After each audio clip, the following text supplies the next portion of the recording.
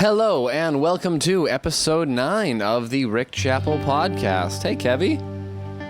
It never fails. Right before I start this, she steps on the keyboard.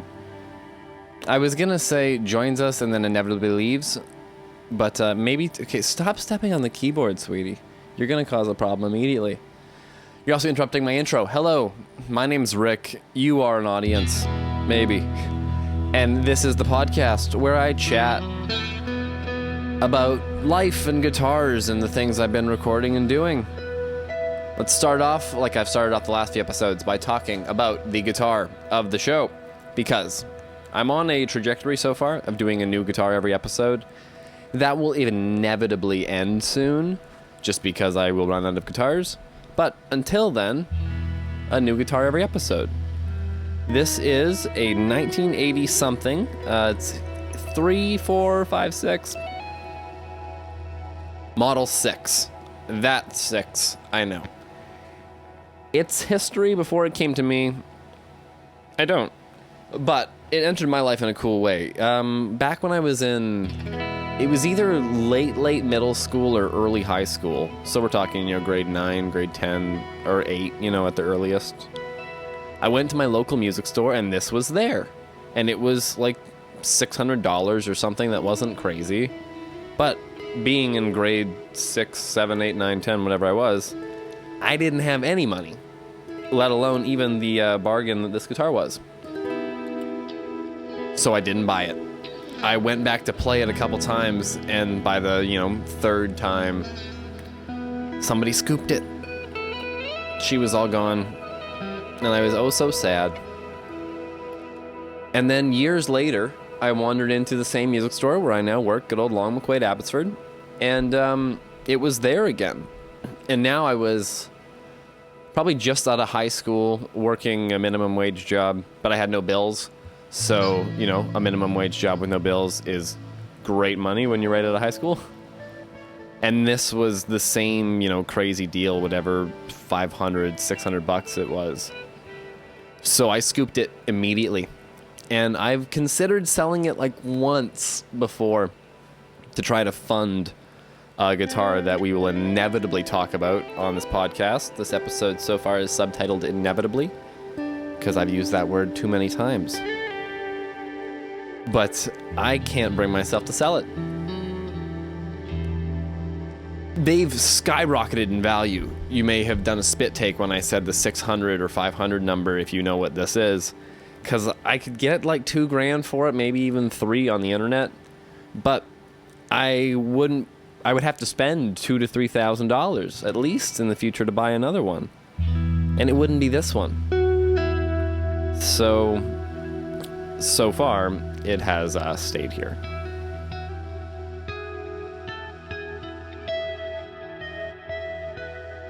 And I don't regret that decision yet.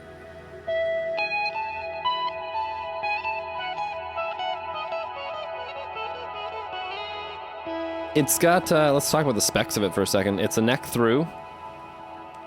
So, or it's a set, but either way, it's designed like a neck through, so that pocket is like smooth as can be. I've upgraded the hardware to chrome. I had a Floyd Rose on it for a little while, but it had a different radius than the neck, so you may have noticed that buzz. I haven't quite set it up perfect just yet, apparently. It has insanely low action. This is the guitar, I've got the strings the lowest of the fretboard ever. I remember as a kid, that was what made me fall in love with it. At the store, it was like that, and I was like, oh my god, it's a rocket ship. For a long time, this was like the only guitar I could play fast, shreddy stuff on, until I practiced a very long time. And now I can kind of play shreddy stuff on anything.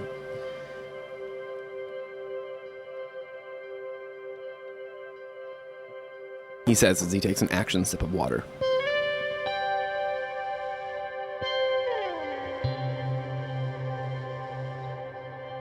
This bridge is still pretty cool, though. It's, the reason I swapped it was because these are made of a pretty cheap metal. I think it's, I don't know, some kind of zinc or something. And they just fall apart over time. Like, you eat away at it, essentially. Same with the pickups, the plastic gets eaten away at. But this one's in really good shape because I haven't used it all that much. Like, it's always had some noise issues where it's a little bit buzzy. Like, not just that fret buzz, but I mean, like, I'm not going to turn the knobs during this podcast because a couple of them go and sound like Donald Duck. But it has a great pickup selector system. Like, there's just an on-off for every pickup, so you've got a beautiful neck single coil, a bridge single coil, and then like a high output humbucker. And if you blend all of them together, you get a really cool, Strat out of phase thing. And then just because I said I wouldn't do it, here it is. It didn't make a crackle. There's a mid boost. So on a clean tone, it's not the most useful, but if we were on that humbucker right now and in a rock and roll sense, you can hear just how much louder the guitar got. Like, that's a lot of overdrive will kick in when you sort of engage that sort of, how much quieter and cleaner it is now.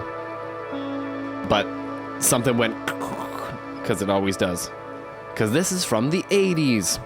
He brings it back.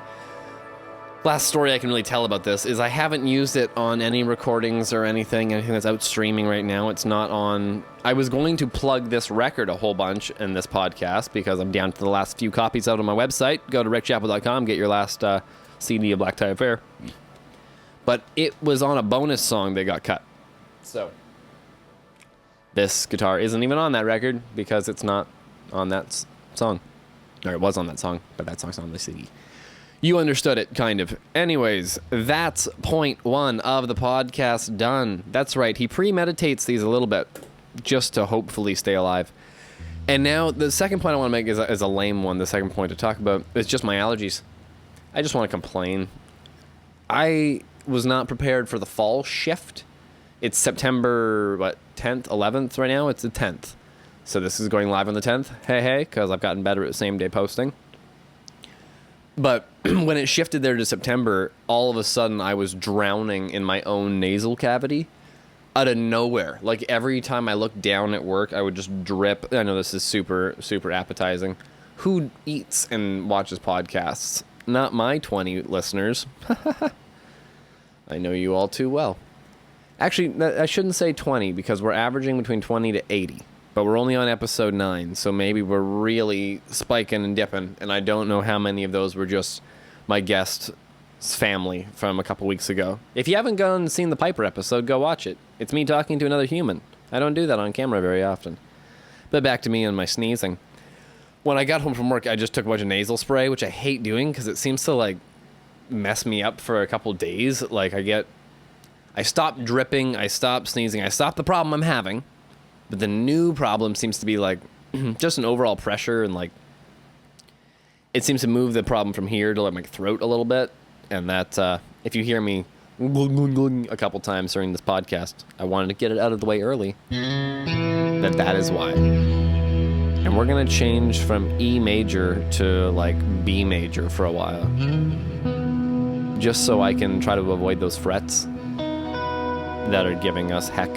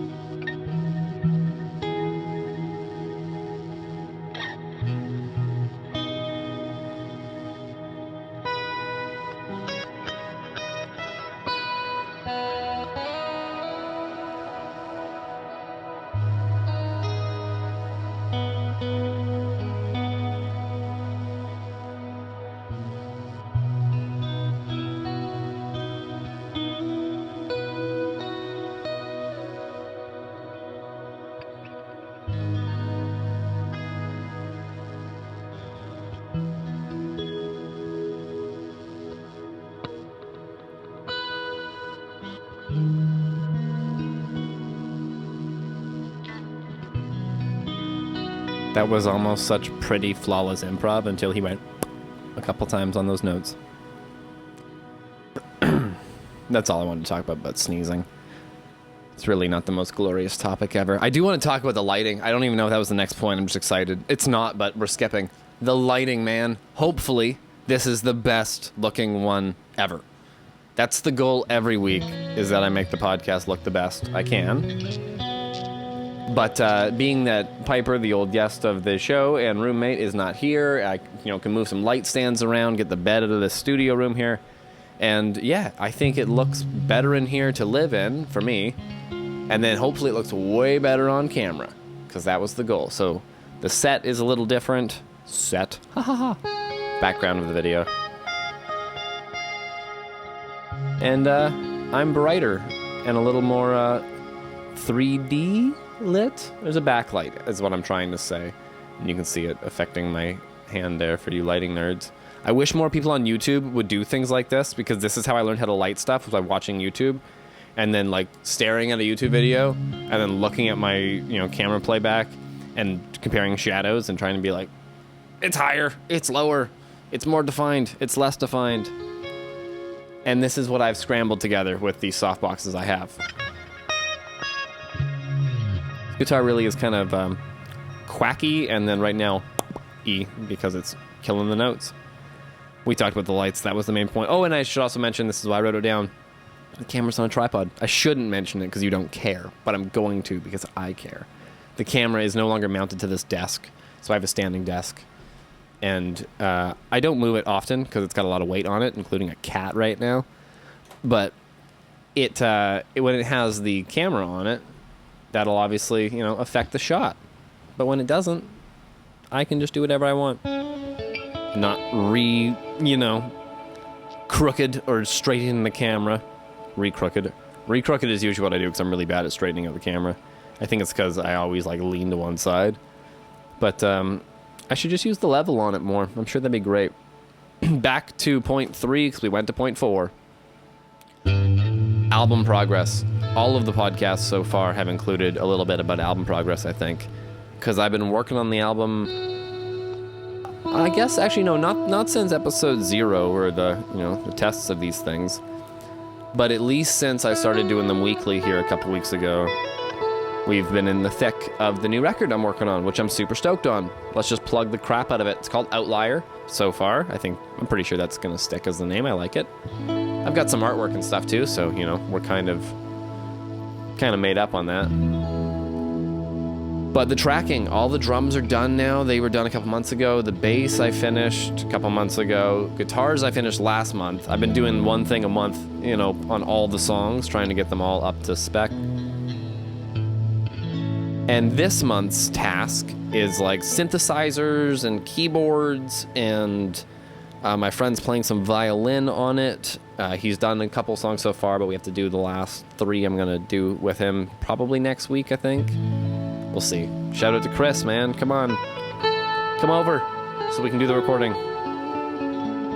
A time that works for both of us when I'm not paying you. Because the budget for the record is basically 0, aside from all the gear I'm purchasing to make it sound great.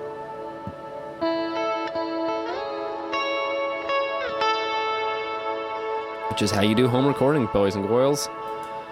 The synths I've been using have all been built into this one box, though. So typically I'd use all the ones in Logic or my computer, because your computer has an infinite amount of synthesizer sounds built into it, But infinite is so infinite. And yes, they're not all, but some of them sound great. Inevitably in the infinite, hey, there's our word of the day again. Inevitably, there's going to be great ones in that infinite library, but I just didn't want to scroll forever. And then when you stack them as much as I somewhat inevitably do, it just gets really taxing on the computer, too, because it's making these synth sounds in real time. So I bought a little external synth, just an old, it was an Alesis S4 Plus, got on Reverb for $100-something bucks. And it's got 100 and actually it probably has 400 sounds in it, which is pretty damn infinite. But they're laid out in a way that it's actually kind of 100, and that's laid out in a way that I can skip through them pretty quick with just some buttons right by my face here. And then I record it just as audio into my computer. I actually play it live with this little keyboardy thingy here. And yeah, it just makes it, the timing of it's worse because it's a human, and that human's me, so it's a lot worse than a robot. But it all adds up to sound more, human. And in a good way, I think. I can still fix it in the box a little bit if I want. Or, honestly, my keyboard parts are not that intricate, so somebody, even like me, can play them. And repeatedly when I'm tracking and I'm on take 14 of the verse that is 7 notes, I'm like, you can play it! It's your song!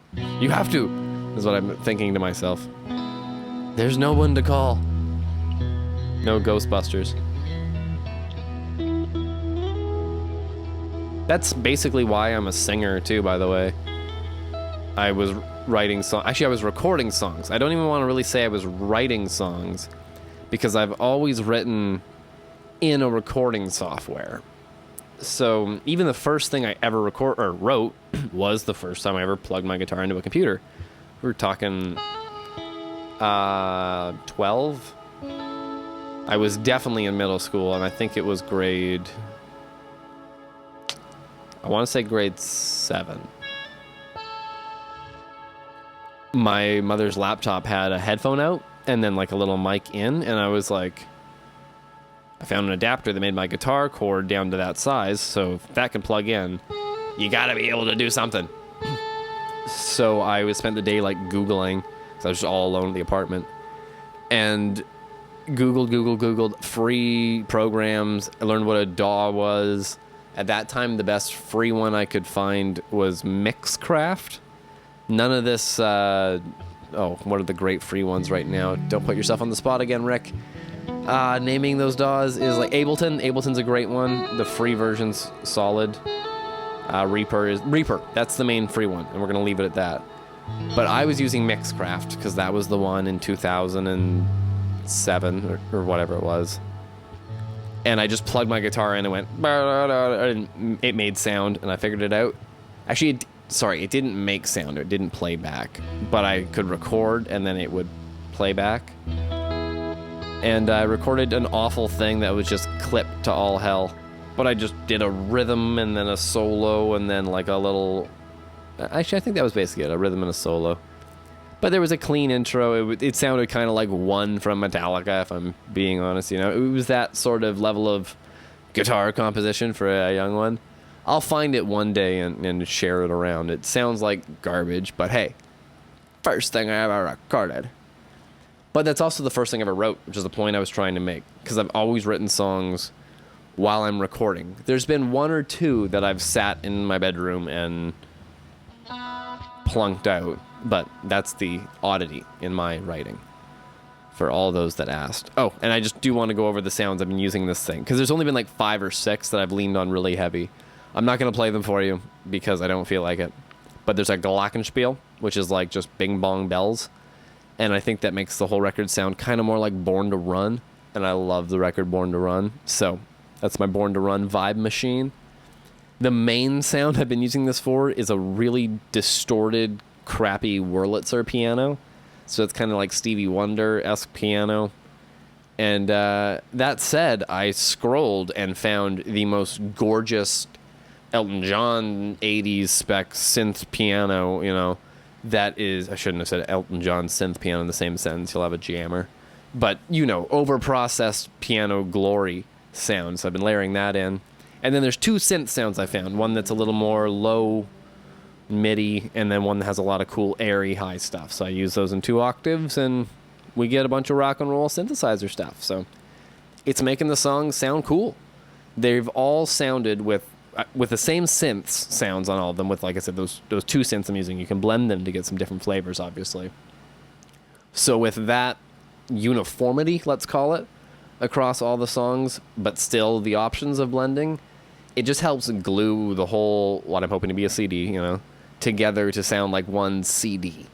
The drums, I'm always aiming to do that with, too. It should always sound like the same drum kit from song to song. But this record actually has a lot of variety in the drum sounds, because it just should. Like, there's some more poppy, some more jazzy songs, there's more rock songs, and you can't have the same kick drum in all those. It just doesn't work. So I'm trying to find ways to either put the track list nicely so that they all blend together from one to the next, and it doesn't go at any moment, But yeah, it's coming together. I've done the extra stuff, let's call it, for 3 songs so far.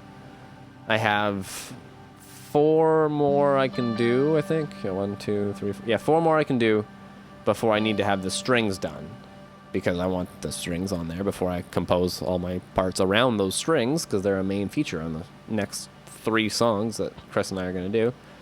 But yeah, 4 songs left for the extra beat boops this month, and then 3 songs left for the strings. I'm going to quickly pause the camera and sneeze because I can feel it coming.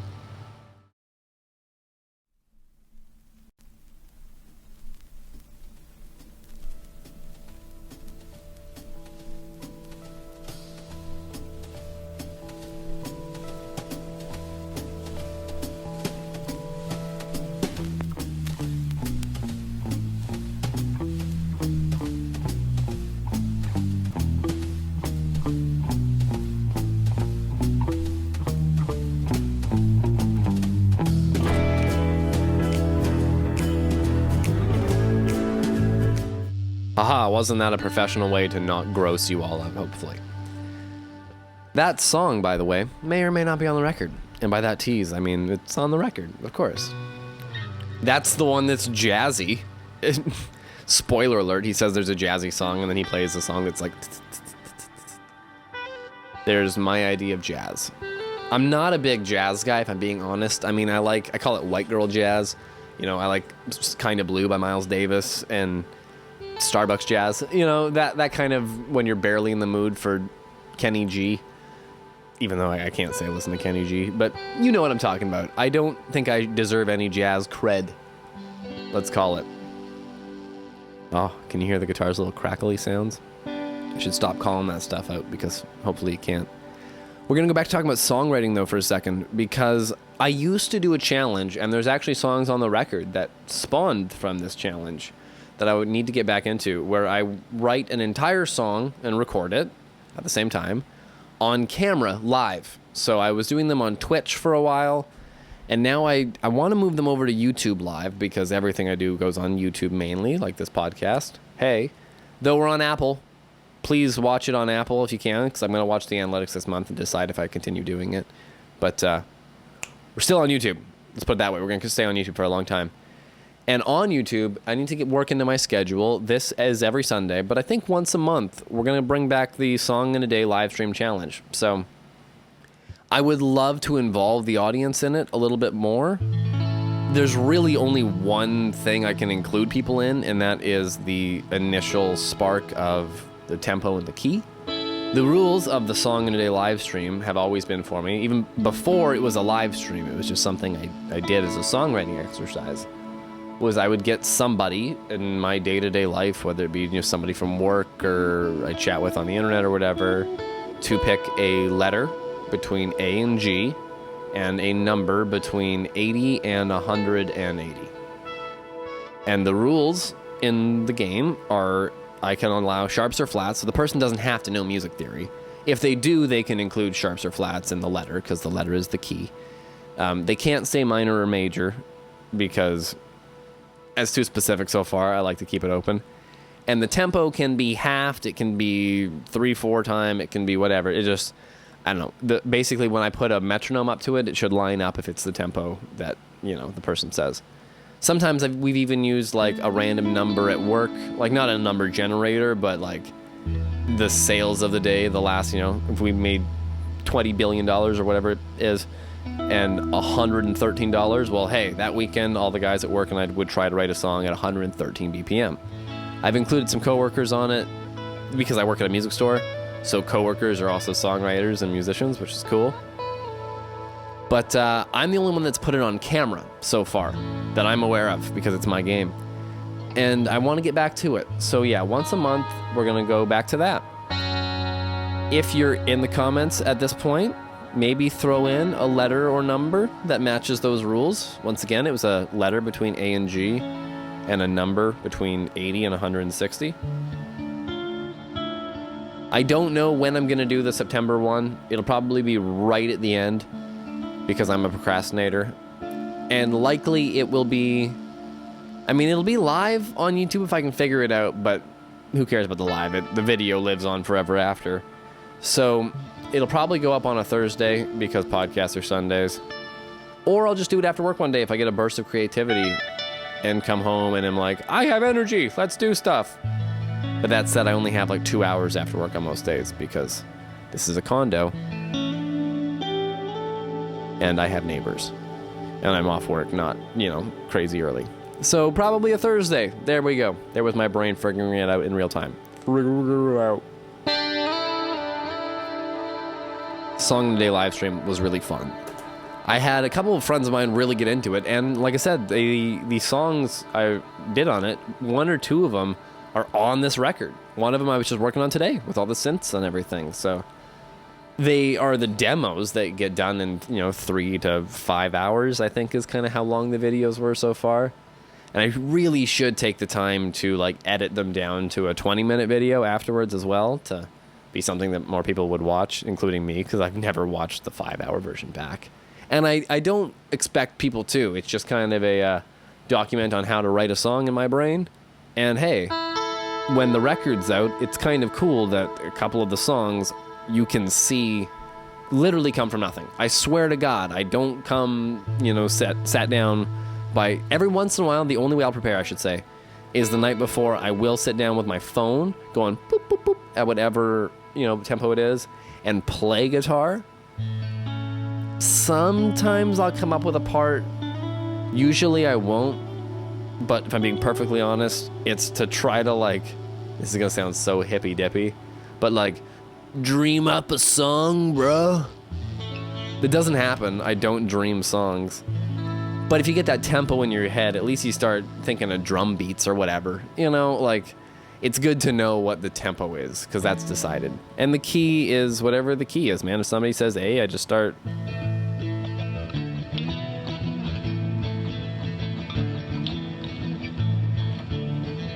it's the A Krieg Bop. That's how it goes. That's literally how easy it is to write songs. Speaking of writing songs, that's what we're talking about all week. All episode. But these episodes are once a week. Yeah, all week. I need to make more CDs. I pimped out Black Tie Affair earlier because I am down to I think I have 5 copies, honestly, of Black Tie Affair left. So it's streaming. Anybody can listen to it. We're in no danger of it disappearing from the world. That's where we're at nowadays. But that said, the CDs have been cool because the promo copy of that I did of it in 2019, I put a couple of the songs on a CD called Skittles. It was, what was it? Tracks 6, 7, 8. I did as an EP before the album came out. Then COVID happened and the world happened, and instead of it being the next year, it was 3 years later.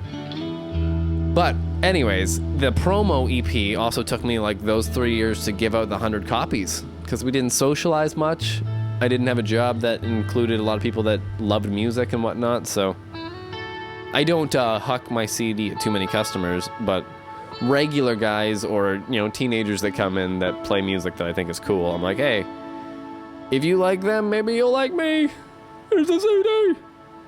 There's my, I'm considering putting the bonus tracks on the next copy, or the next copies I make, I should say.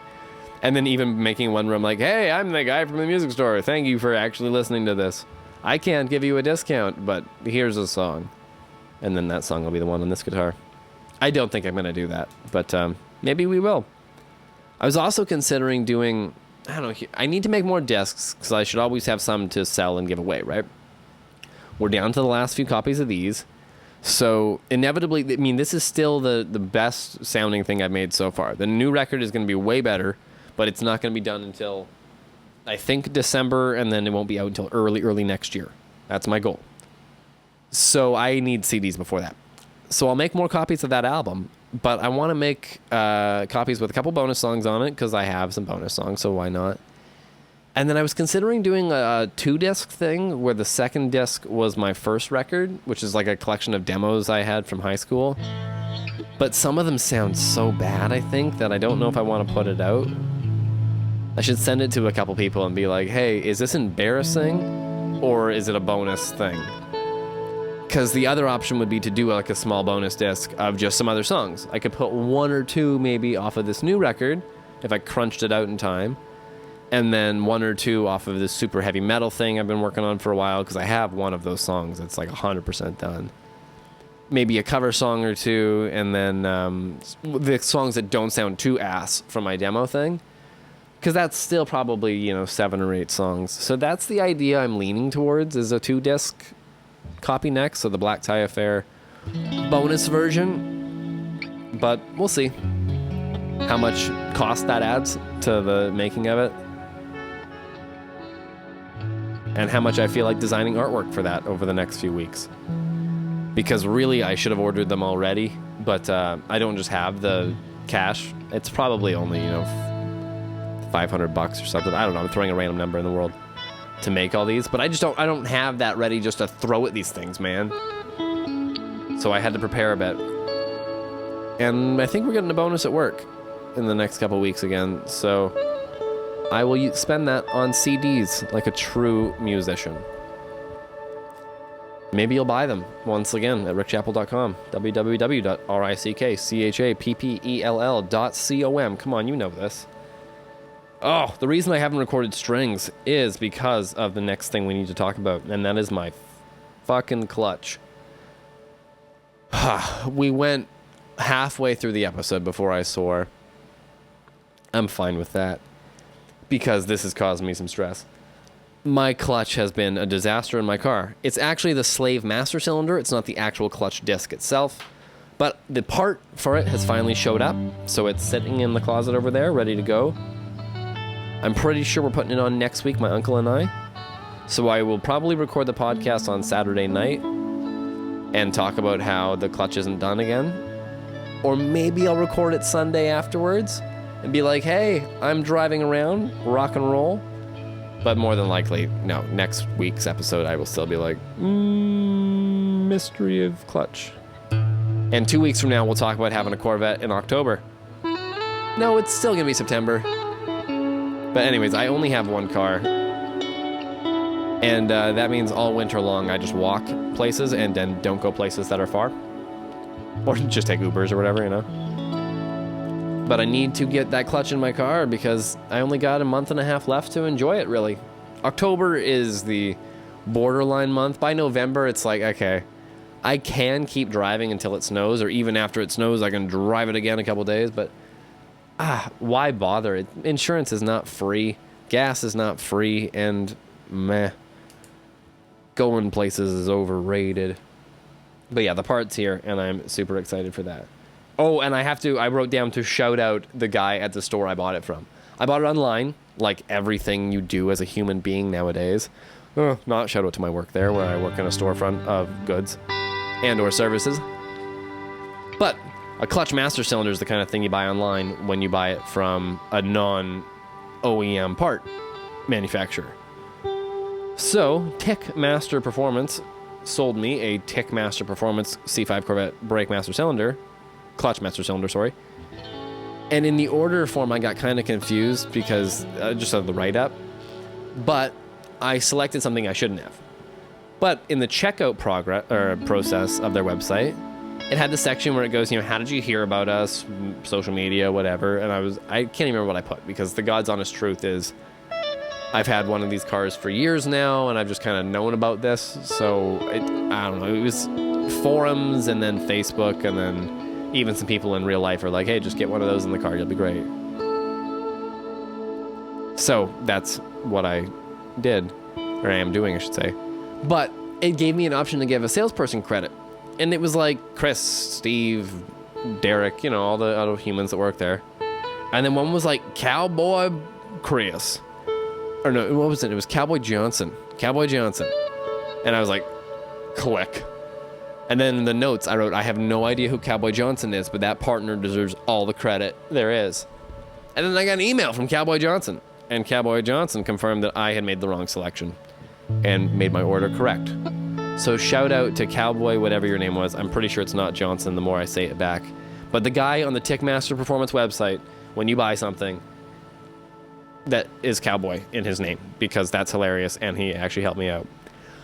Now I want to talk about something else that's out that I want to buy, which is just code for It's a Guitar. I'm not going to, though. This is so not going to happen. The Gibson Murphy Lab. just announced acoustic guitars. Now, there is a Gibson Murphy Lab electric guitar I've been eyeing for a long time and have sitting on a shelf at work with my name on it, honestly. But I'm many moons away from affording and fully paying off, let's put it that way, and bringing it home. But the Murphy Lab acoustics are probably just as good. And there's a couple models, man. Oh, the J45. I'm a huge J45 fan. That's what I have. There's also a Southern Jumbo, and that's a guitar I love, very different than the acoustic guitar I have. Wink, wink, nod, nod. But there's also, there's one in between there. I think it's, country... Oh, I should really know the name of it. It's the one in between the J45 and the Southern Jumbo in the lineup right now. And it's beautiful, man. It's a dreadnought with just a different pickguard than the J45 and different logos and whatnot. It's a different year. You know, these are all vintage instruments that are just being reproduced, but they have all the cracks and aging and scars like they're really old. They don't do that, though, like some old guitars. I know, because I did rent, and I filmed a podcast that failed, actually, with the Les Paul that I've been eyeing up. And will be mine. Oh yes, she will be mine. But I want one of the acoustics. I'm not going to buy it, but I want it. That's how it goes. There's also a whole bunch of outboard 500 series gear I want to get to fill up my my rack over there to put on the record that I'm working on. And I'm probably going to get that long before I get the guitar, because the rack gear you will actually hear on the songs and music I'm currently working on. I've already finished recording the guitars, so it's too late to put that guitar on the album, for the most part. There's one solo. Maybe I'll try to scoop it. Borrow it and work one day when the manager's not there. No, just kidding. Kyle's awesome. He'll let me borrow it. Thanks, dude. I'll probably just have to pay and rent it again, but that's fine. Oh, I gotta raise the action on this guitar immediately after this podcast.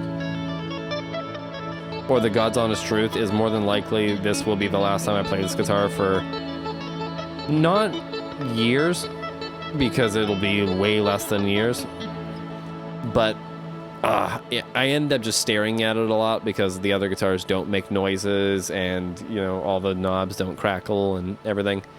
But on that bonus song that I will put on the repress, I've decided right now, there it is, the tone you get by putting all three of these pickups on with distortion is something I haven't ever gotten on another guitar, and I built a whole song around it.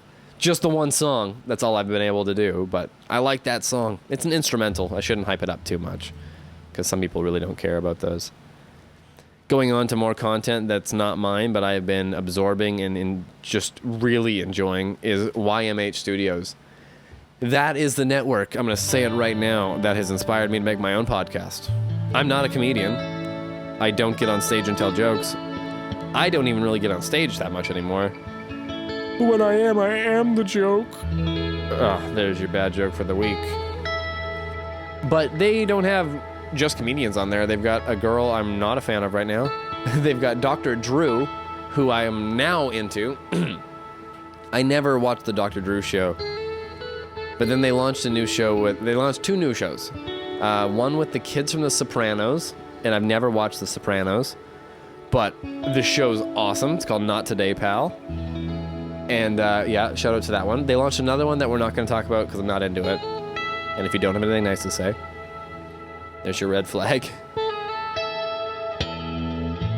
But when that happened, I was like, oh, I don't want to watch that show, but I don't even watch the Dr. Drew one. So I started watching that one, and it's great. They also have Danny Brown, who I've never really listened to his music, honestly, but I watch his podcast, and he's funny. He's a great dude. And it's cool that he has a bunch of hip-hop artists on that I don't know, because it's funny to hear them talk about using Logic and plugins and, I don't know, it's all the same stuff. It's music-making programs at the end of the day. And then when they talk about creative blocks and whatnot, that's just human shit that we all have. And, yeah, the Danny Brown show's killer. I know in the recent episodes, to really give my commentary, he has been talking about sobriety a bunch, and good for him, man. He's doing killer. Bert, I think Bert's doing the same thing too. The whole YMH crew's sobering on up. Look at them go. And the Dobbs running a marathon. That's all you need to know, because I don't know how many of my 20 to 60 listeners, 20 to 60 listeners overlap with their billions. But yeah, I'm learning more and more that the podcast world is just infinite. And that's why I want to do one, because, hey, anybody can, and that's the fun of it. And also, it's just good practice. And speaking of practice, a friend of mine has a podcast as one of the many things he does. His name is Zimmy. That's what we all call him. The way you may know him if you are a fan of Devin Townsend, which many of my 20 listeners probably are, is he's the guy that made all those tour vlogs for Devin when the Devin Townsend project was on the road, and he made a whole bunch of just video behind the scenes. So a lot of DVDs have like a extra thing, and that's him, or all those tour vlogs, or there was the making of a record he did for them, and just stuff like that. But Zim also has his own record store. That's what's been chilling there the whole episode. So we're going to talk about Zim's record store for a second, because it's amazing. I don't have a link to it because I'm a total idiot, so we're going to put that in the caption and whatnot. My way I transition into this is Zim also has a podcast, and I believe it's just called I Practice Talking Good, or Where I Practice Talking Good. And that's all podcasts really are for a solo episode, right? And actually, years ago, I was on his podcast, which wasn't really a podcast. It was just called Recorded Conversations. But that's what podcasts are. So maybe it was just kind of before podcasts. You know, Zim was cool before it was cool. And anyways, the cool thing I thought about that one back when I wasn't a teenager then. When was this? This would have been like I think it was 2016 or 2017 that I was on his podcast. But anyways, the cool thing was the episode I was on, 4 or 5 or whatever. The episode right before me was Ryan Van Poederoyen, the drummer for the Devin Townsend project. So I didn't get to meet him or anything, but I was like, hey, that's funny. And then years later, he actually bought a car at a dealership I worked at, and I have met Ryan a handful of times. He's a great dude. But anyways, back to Zim and his record store. When you buy a record from him, there's a whole bunch of stuff you get. So let's get into it. First, here's the record I got. Spoiler alert. You can read it there. Madman Across the Water, Elton John. But the box he ships it to you in, he paints. But he paints it as fast as I think he takes him to listen to the record. So there it is. And let's read his little note here, because everybody gets a note as well. Oh, and I dropped my pen. Oh, no. Hey, thanks for ordering a thing so I could paint something, but you could have picked a better album cover. Words aren't as fun, so enjoy the abstract blue ocean landscape. If you look close, you'll even see a boat. Let's try to see that boat. Also, I ran out of paper and had resorted to using an old COVID liability form from a TV show I worked on. I wanted to give you the full experience of a painting and record shipment, which includes these dumb letters I write. Sometimes they even make sense. This makes sense. Zim, you're crushing it. Anyway, enjoy the package, and hopefully you get a record player one day. I have a record player, Zim. It's just not plugged in right now. And we'll be able to listen to this. That's true. I'm not able to listen to it. Or not, just give it to that old record store in Abbey with the old Bibles upstairs. It's a real place. It's not anymore, Zim. I hate to break that to you. I know what you're talking about. It was a bookstore in town mainly, with records sort of in the basement, but that's how we all thought of it too, was a record store with Bibles upstairs. It was cool. I think it was Hemingway's books and Bibles and stuff. Oh, Kevin's falling asleep behind my laptop. Oh, and Nookie's showing up too. Look at all the cats are just vibing. And then he drew a little smiley face. I don't know if that's because it's something he does all the time or something he did because I have smiley faces tattooed all over my body. But I appreciate it. Oh, and then he wrote a star. Boat only seen if you squint and use your imagination. Yeah, I couldn't see the fucking boat. I gotta be honest. I think I think I know where the boat is. But hey, Madman Across the Water, Elton John. The album with Levon on it. And, and Tiny Dancer. Sorry, I should have just led with that opening song, Tiny Dancer. The thing with Elton John and me is I'm not the world's biggest fan. Don't get me wrong. I don't know all of his songs or anything like that. I like a bunch of them. But I know very few of them, I think, honestly, compared to how many he has. But he is one of those brilliantly genius artists. Those words don't go together great. That has so many good songs and so many great records. And when I say good songs, I mean great songs. I mean, with Levon, the comparison I want to make is one day I wanted to listen to more records. So I've made the decision to a lot of songs I like over the years. When I feel like listening to that song, I'll put on the record and then see if there's another song or two I like, right? Like that's part of the fun of music, is finding more music. And I'm not always the biggest fan of new music, if I'm honest. So old new music that you haven't heard before still counts. So that's what adds to this infinite mosaic of music that we're all making. There's your hippy dippy part of the week. But when I went back and listened to Madman Across the Water, I realized, like with many Elton John albums, there's one or two songs on every record that I've done this on so far that are amazing. And there's a lot of good songs on it, but Tiny Dancer we all know that. I mean, I don't even have to talk about Tiny Dancer. Leave On Drop My Jaw. It just hit me right in the feels. And I gotta be honest, I don't even remember if I made it through the rest of the album. There's probably another 2 or 3 songs on there that I adore. Or maybe the whole thing. My point is, Elton John is fantastic. And his farewell tour, I believe, is over. So you can't go see him. I need to pet Kevin's little ear because it is so cute right now.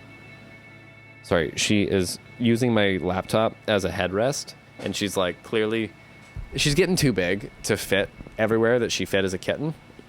But she still wants to. So her ear is in front of my screen. And that's just... who doesn't love a kitten ear poking out, man? Especially the little black void kitten she is. The nice thing with having the lighting in here as camera ready as it is you can usually, with your naked eye, still spot the void black kitten. Otherwise, man, she's a ghost. Oh, I dropped my pen earlier. How are we doing for time? We're at 46 minutes, and I only have 2 more things to talk about, and one of them is just saying goodbyes, so... we are blowing through this week, man. And, you know, just to detour and kill time for a second, I am low-key proud of myself for keeping the weeks going, man. We've resorted back to A major, which almost all the podcasts end up in for whatever reason. But hey, we are on episode 9, and I believe since 4 they have actually been consecutive. So, weekly may not be a thing forever. I may go down to bi-weekly or whatever, you never know. But for the foreseeable future, the Rick Chappell podcast is weekly. And for the even longer future, the Rick Chappell podcast is a thing. That much I'm kind of committing to more. I'll just go down to bi-weekly if I ever have to. You know, for life. Life reasons, I mean. I'm not promising I'll do a podcast for my entire life. That would almost be sad. I do enjoy doing it while I have the new album to talk about, while I'm making it. So... there will be podcast episodes inevitably when I make... and there's that word again. While I'm making records. And then while they're coming out, because the podcasts are a good way to talk about them. And in talking about them when they're out, you can actually, you know, suggest people go listen to them and get them fans, maybe? Or just those stats. At the end of the day, we're all just stats, man. The other thing I want to talk about is a haircut. I need one. I don't know how it comes across on camera sometimes because we're changing the lighting constantly and I'm changing every other element about the show. But I do need a haircut. And that's our second audience participation thing, is should I chop? Should we do a big chop? I have the flippity flop a bit, you know, right now. Usually at the beginning of summer, I chop off a bunch because that's when I'm going to start driving again. And with the windows down and the roof down, I don't want it in my eyeballs. But in the winter, without a car, I don't want to go get haircuts all that often because you got to pay for the Uber. And Ubers aren't free and haircuts aren't free. So that's just a, you know, it's an expensive haircut, even to go to a Chatters or whatever it may be. So I think for the winter, I'm considering going way shorter because it'll last longer. You know, it'd be a 2-cut winter. Maybe, I don't know. Weigh in if you're a fan of the show and have an invested interest in my hair. I kind of hope you don't, because there was a shout out earlier in the episode, if you've actually watched the whole thing through, of something else I asked you to comment about. But hey, last week I asked for comments in general and we got none. So come on, folks. Bring it on. The views aren't 0. I know you're there. And because of the craziness of Google and Big Brother, and the fact that it sends me notifications, I do know that people watch this whole thing. There may not be many, but you do sit through, even if I'm on mute, I guess. So that's my plea for a comment or two. Pick a letter, pick a number, if you follow the rules of that game we talked about earlier. Or just tell me to get a dang old haircut. And like, I don't know, tell me what kind of haircut to get. I usually just look up pictures of male actors and then find a haircut I like and then go, give me that haircut. Because that's how you do it when you're a kid. And I don't grow up. We got 10 minutes left, and the last thing I have written down on my list is outro. That's not the thing. We're not done just yet. We need to get right near the hour without going over. That's how the episodes have been so far. The guitar tone, if I can talk about technological shenanigans for another couple minutes here, has been the same one I used a couple weeks ago, now that we're using the Axe effects for everything. It is, oh, not everything, but we'll get into that. The Axe effects is the main guitar tone. And then I'm running out of it into a big old Line 6 delay pedal, and out of that into this Space Echo, just so I have infinite. That's what's doing the ping pong you can hear right now. The insane. Here, I'll mute the Axe effects for a second so you can hear just how crazy the delay is. This is what all the delay pedals are doing.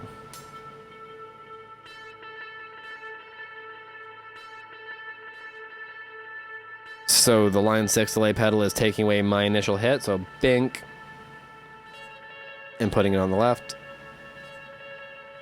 and then the right, and then it's getting summed into a tape machine echo pedal, which just helps to add all that sauce and flavor. So it goes from that sound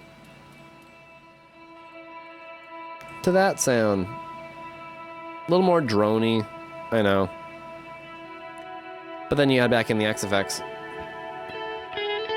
on top of it all, and it's fine. That said, I am noticing that the tape machine right now seems to be a little bit lenient to the left. I don't know if I just have... Oh, I just had it not plugged in just right. Well, it's plugged in right, but I don't know. There's a lot of knobs to adjustment.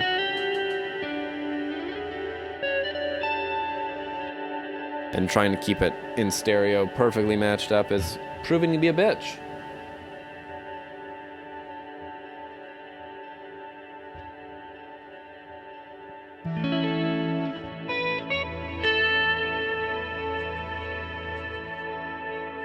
There we go. That's a lot closer, at least. There we go. There's your real-time audio mixing. Sometimes I write down 10 things to talk about, and I go, well, that'll work. And then this time I wrote down 12 things to talk about, because I went, you've got an hour. So, you know, if you divvy those up properly, you'll be good. Oh my God, Kevin is literally rolling around, and she's kind of hitting the tripod. She's using that for leverage as well. I hope she's not bumping the camera, because that'd be a terrible way to end the episode. But I'm still just distracted by the adorable kitten trying to sleep on the desk. Her main spot used to be right behind my computer, but I've since put a hard drive enclosure there because there's now a table behind me you can see with that painting on it that my friend Lauren did. Shout out to Lauren and that amazing painting I love so much. It's got, I don't want to move it on camera because I'll inevitably get tangled up in wires, but it's the dog and cat from The Simpsons, if you can tell. It's surrounded by like those cool psychedelic colors. But the dog and the cat from The Simpsons, the cat specifically, looks like Kev. I got that painting long before I ever got Kevin. But hey, it's like a self-fulfilling prophecy, man. She painted that painting in Australia, I believe, when she was living there, and then brought it back because I think she made it for her boyfriend at the time, and that ended when she left Australia, and she just took it all, and I got it. So thanks, dude, for not appreciating that painting, or my friend.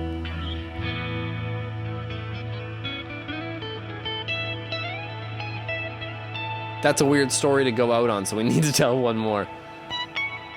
I want to keep just talking about how I've redecorated the room up, but you really can't see any of that. Unless, can I... No, I have my iPhone... Oh, it was like bonk. My iPhone can plug into all this stuff, too, and actually wirelessly just be a camera. But then the microphone will go away. I'd love to get... I'll do a tour of this room one day. I was about to say inevitably again. But... it actually just changes so much that I'm always like, oh, I'll do a tour when it's done. But it's never done. I want to do sound treatment still. And by want, I mean need, man. It'll make it sound so much better in here. And you'll notice when that happens because it'll be on camera and I'll never shut up about it. And with that, we're close enough to the hour. You know what? I need to buy sound treatment. That's the lesson we learned from this podcast this week. Not that that will change the quality of the show. This week we've had the air conditioner slightly droning because it got hot today, man. But I think the sun's gone down. I need to make dinner. You've been wonderful. I've been Rick Chappell. There should be links to videos or, I don't know, stuff you can click on and enjoy on the screen somewhere. Watch that. Do that. Be fun. I'm going... Oh, Kevin almost fell. Oh, I really want... Oh, come on. Come here, Kev. Come join us for the ending. Come here. You saw her ear take over the camera over there for a second, and then she did a big old yawn. Oh, no, you can't fit underneath the synthesizer. If you hear a big crash, it's just the kitten. Okay, she's not coming out to play, and now I've ruined my own outro for nothing. Thanks a lot, kitten. You're in the beginning. You're never in the ending. I'm bonking the guitar. Goodbye. See you next week. Later.